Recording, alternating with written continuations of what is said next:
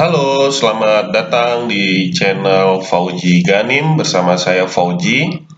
Pada kesempatan kali ini, saya kembali akan menjelaskan tentang tips bisnis ya. Pada video kali ini, yang tips bisnis yang akan saya jelaskan adalah tips memulai bisnis sampingan di rumah. Ini adalah tema yang sering banyak dicari di YouTube karena tentu saja banyak sekali masyarakat yang ingin tahu meskipun berada di rumah, meskipun dari rumah, tapi tetap bisa produktif menghasilkan uang. Ya memang betul, apalagi di tengah pandemi seperti saat ini, kondisi sulit, cari kerja juga sulit, maka solusi yang paling mudah adalah membuka bisnis sampingan dari rumah. Untuk bisa untuk mahasiswa, bisa untuk ibu rumah tangga atau siapapun ya. Jadi nggak hanya untuk sampingan, tapi dijadikan bisnis utama pun bisa. Namun sebelumnya, silakan subscribe terlebih dahulu channel ini supaya channel ini terus berkembang dan menginspirasi banyak orang, serta jangan lupa like dan share ke teman Anda atau ke WhatsApp grup supaya video ini betul-betul bisa dimanfaatkan oleh banyak orang. Baik, jika sudah subscribe, kita akan lanjut penjelasannya. Ini langsung aja. Jadi ada beberapa tips dalam memulai bisnis sampingan di rumah. Yang pertama adalah tentukan jenis usahanya. Ini adalah hal yang paling utama ketika Anda ingin memulai bisnis dari rumah. Karena kenapa? Karena ya kita nggak tahu. Di awal ini pasti kita bingung apa yang akan kita mulai, apa yang akan kita jual, bisnis apa yang akan kita buka gitu. Nah, untuk menentukan jenis usahanya ini sebetulnya sangat mudah sekali karena Anda tidak usah berpikir yang terlalu macam-macam dalam arti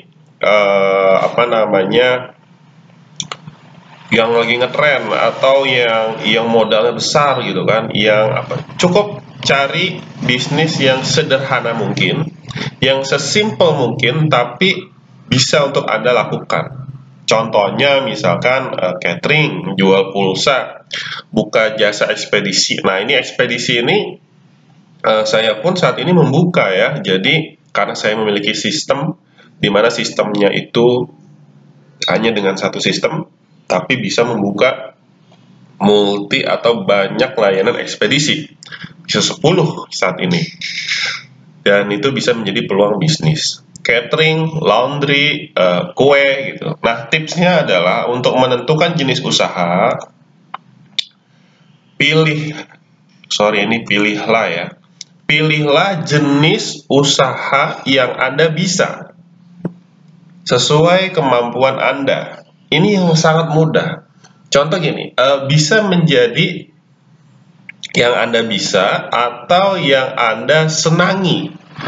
Sehingga walaupun Anda belum terlalu bisa, kalau Anda senang, maka Anda bisa memaksimalkan usaha Anda.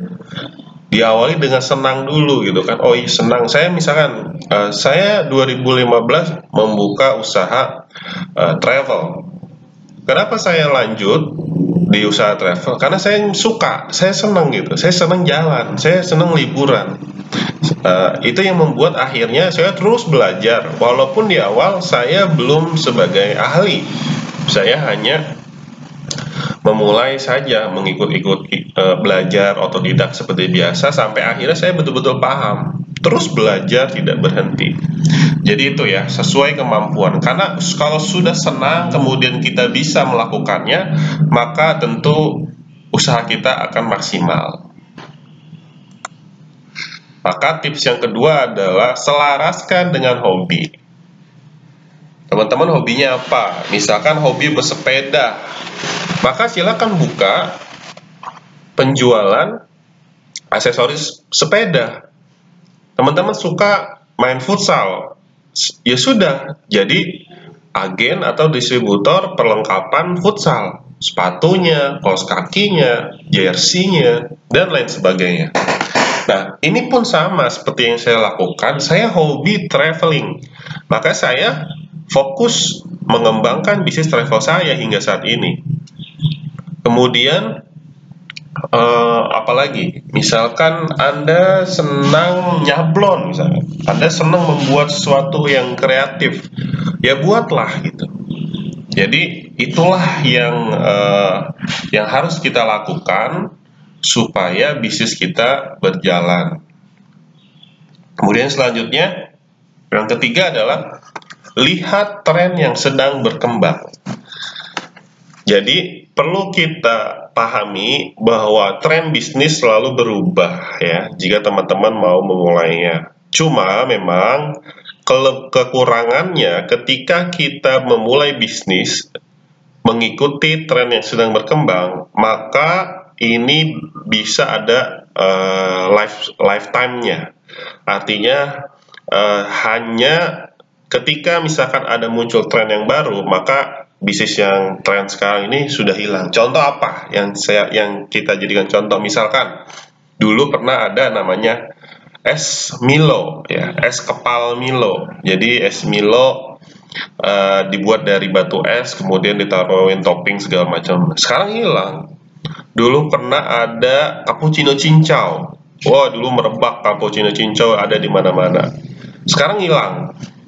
Sempat ada lagi Thai tea, ramai Thai tea, tapi hilang. Nah, sekarang lagi ramai apa? Boba, ya, minuman-minuman yang lainnya. Tapi ya seperti itu konsekuensinya. Ketika mengikuti tren yang sedang berkembang, maka akan ada waktunya. Tinggal bagaimana jika Anda mau mengikutinya, Anda harus betul-betul kreatif untuk mengembangkan kembali. Jadi supaya orang tidak bosan dan terus bisnis itu menghasilkan untuk Anda. Oke, itu yang ketiga. Kemudian yang keempat, buat perencanaan. Perencanaan itu sangat penting karena tanpa perencanaan seperti kita akan berjalan tanpa tujuan, tanpa arah. Perencanaan atau business plan adalah sebuah guideline untuk teman-teman menuju bisnis yang teman-teman inginkan, yaitu profit dan besar. Yang jadi persoalan terkadang lama berpikir untuk membuat perencanaan, namun lama juga actionnya. Jangan sampai seperti itu. Maka Om Bob Sadino selalu bilang, memang sebetulnya bisnis itu jangan banyak dipikir, langsung aja dieksekusi. Itu betul juga, tapi lebih baik memang ada perencanaan yang cukup sederhana, seperti misalkan berapa modal yang dibutuhkan, kemudian siapa segmentasi marketnya, kemudian bagaimana strategi pemasarannya, lokasinya di mana, sumber suppliernya dari mana. Cukup itu aja. Setelah itu jadi oke, punya uang belanja, langsung mulai. Ya. Jadi jangan sampai karena perencanaan Anda berpikir memunculkan ide sampai akhirnya Anda terjebak pada pemikiran-pemikiran, kekhawatiran yang membuat bisnis Anda tidak kunjung dieksekusi. Dan yang terakhir, yang kelima adalah action. Nah, ini adalah lanjutan dari bisnis plan atau perencanaan yang sebelumnya Anda buat, maka selanjutnya adalah action. Laksanakan, ya, lakukan. Karena perencanaan tanpa action sama aja sebatas ide yang tidak akan pernah terlaksana. Maka Anda harus memaksakan dan memastikan bahwa ide dan perencanaan bisnis Anda bisa terlaksana melalui action. Ini penting. Saya sedikit cerita bahwa banyak sekali teman saya, ya, teman masa kuliah atau senior-senior yang memiliki ide bisnis yang cemerlang gitu. Teman saya banyak gitu. Oh Ji, ini harus seperti ini ya, ada ide seperti ini kayaknya belum ada yang punya nih, ini kayak gini, pokoknya keren deh. Emang kalau dieksekusi keren, Mas. Yang jadi problem adalah ternyata itu hanya sebatas ide, mereka tidak mampu untuk mengeksekusinya, sehingga ya hanya ide, sebatas ide, ya udah hanya menjadi mimpi saja istilahnya, tidak tereksekusi. Maka jangan sampai seperti itu.